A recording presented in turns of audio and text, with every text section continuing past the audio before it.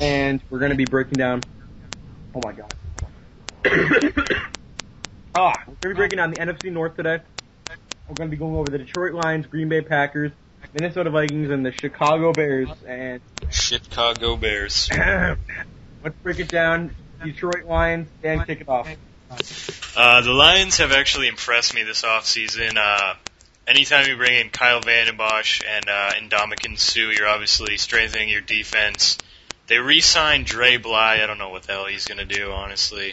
And who's the linebacker? Julian Peterson? I don't know if... I think he was there, but he's good. And so they improved on defense. And then on offense, you bring in Scheffler and Burleson and Stafford, obviously, another year, see if he can improve. And I think this team is actually on the up. In all honesty, I really think I can agree with you that the Detroit Lions are making the right moves. All their moves have made sense this offseason. I can't pronounce it. What's it? Ndamukong? Ndamukong. Like N. Hen? Okay. Ndamukong Suh he reminds me of a skinny version of a young Albert Hainsworth, and we all know how dangerous he can be. So what's the relation? He's gonna. I think he's gonna be an absolute great defensive lineman. I think Matthew Stafford, one more year under the belt, is not gonna hurt at all. And I really hope things turn out for Calvin Johnson, because that guy is an awesome receiver who keeps his mouth shut and just does his job. Oh, yeah, I forgot about him. I was thinking Burleson was the number one guy, but yeah, Calvin Johnson's great. And I honestly really think that the Lions are doing the right moves, and as long as they keep on making these right decisions and just going out and giving Matthew Stafford more tools to work with, I think they can be a team to look out for in the next 3-4 years. I think the Lions will win 5 to 6 games this season. Yeah, I do too. And I forgot they drafted Javid Best too. So we'll see what they can do for running backs. But I'll give them 6 games. Mm-hmm. Well, I don't know. That's a competitive division, though. Yeah. That's tough, but I could see them winning 5 or 6 for sure. All right. On to the third team. This is where the real core, the heart of the division lies. You got 3 teams. Chicago Bears, who, they were in the mix last year, and that's scary, seeing how they didn't even have Julius Peppers at the time. Granted, they still need some receivers. I think they're going to be the third slot team here, even though yeah. put faith into them. My problem with the Bears is Jay Cutler sucks. There's no one at receiver. There's very few players. Who does he have to throw to? Exactly. But here's the thing. When he was throwing to Brandon Marshall, he wasn't good. You can't say he sucks at all. He's a one-time Pro Bowler. Oh, God, get out of here. Yeah, how many interceptions did he throw last year? I know, like... 27? 37. 37, sorry. Read the 2 as a 3. Yeah. 3 as a 2. Seriously, last year he threw 26 interceptions. In all honesty, I really think he's going to be a good quarterback.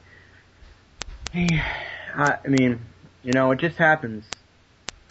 Adding Julius Peppers to that team on the defensive side of the ball with the healthy Brian Urlacher and Charles Tillman in the backfield, their defense is going to be the classic Bears defense that's been known to literally dismantle people. Matt Forte, I really hope he has a nice bounce-back season. He played really poor last season. And people don't give Devin Hester enough credit because not only is he starting to turn into a decent wide receiver, but he's also still managing the kick returns and, he's busting his balls there. But you know who I like is Greg Olsen at tight end. Oh my God. I knew he's so good. He is a great tight end that deserves more credit. Great tight end. Yeah. You remember the game, it was at the end of the season, they played the Vikings, and they went into overtime? Jay Cutler looked great. That was one of the best football games I've ever seen, seriously. Yep. Jay Cutler was good. The Chicago Bears were firing on all cylinders, and the Vikings looked really bad, but they were still playing okay. And I think the game ended because Adrian Peterson fumbled the ball, and then it was in overtime. Peterson fumbled the ball. They looked really good that game, but that was the only game of the season they looked good. I know. But that was seriously one of the most interesting football games I've ever seen. I'm going to go out on a limb and say the Bears make the playoffs and win 10 games. I don't know, because it depends. If Favre is not coming back, and I think he is, then they could come in second and they could challenge for the wild card. Mm-hmm. But I think he's coming back, and the Packers are just too good. The Packers? Yeah. Oh, never mind. I thought you were trying to say Favre is on the Packers. Never mind, my bad. So there's our problem, though. What's the second best team in the division? Is it the Packers or is it the Minnesota? Well, actually, the Vikings might be the worst team in the division without Favre. Without Favre, the Vikings will go nowhere. No. The Vikings are not the worst team in that division. The Vikings went from Tavares Jackson to literally being televised every game they played last year.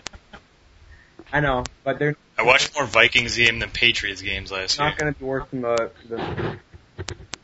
So we'll put them at second for now, just because Favre isn't there. I honestly think the Vikings are going to finish second anyway, and I have backup behind this, but Antoine Winfield is not as great as everybody else makes him out to be. Jared Allen's really good, don't get me wrong. The linebackers, they seem somewhat weak.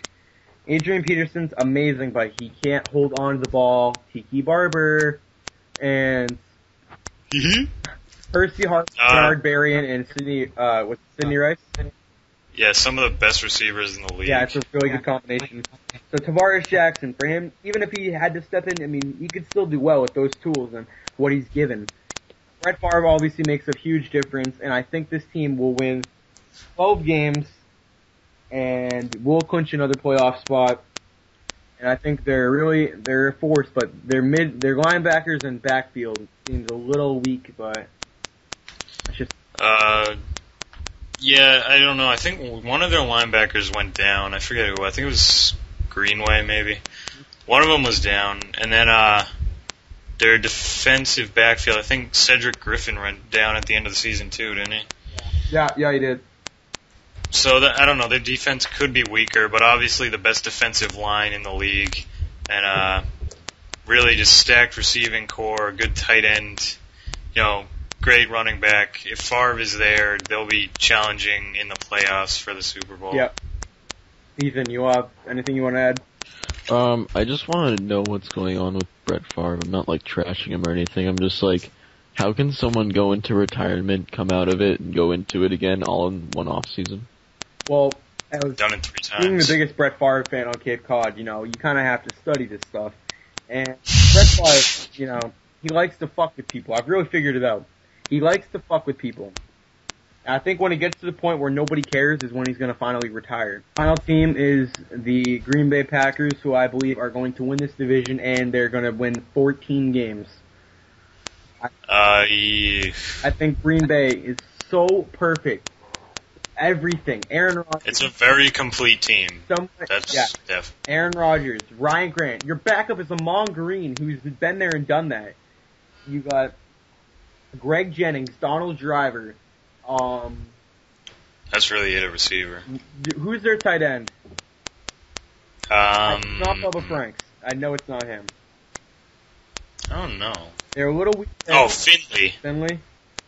Yeah. I have no idea who that is, honestly. He's alright. Then you throw in your defense. You have Kabir Gajabla. You know that guy with the really long-ass name nobody knows, but he's somehow good. Some of the best defensive backs in the league, Collins and Woodson. Charles Woodson is a beast, and if anybody tries to argue and say Darrelle Revis was better than him, no. Flat out, nope. I didn't see much Packers last year, so I didn't really care. I followed them well. They're one of my teams, and they're really good. Clay Matthews is going to be an amazing player. Young Brian Urlacher with hair.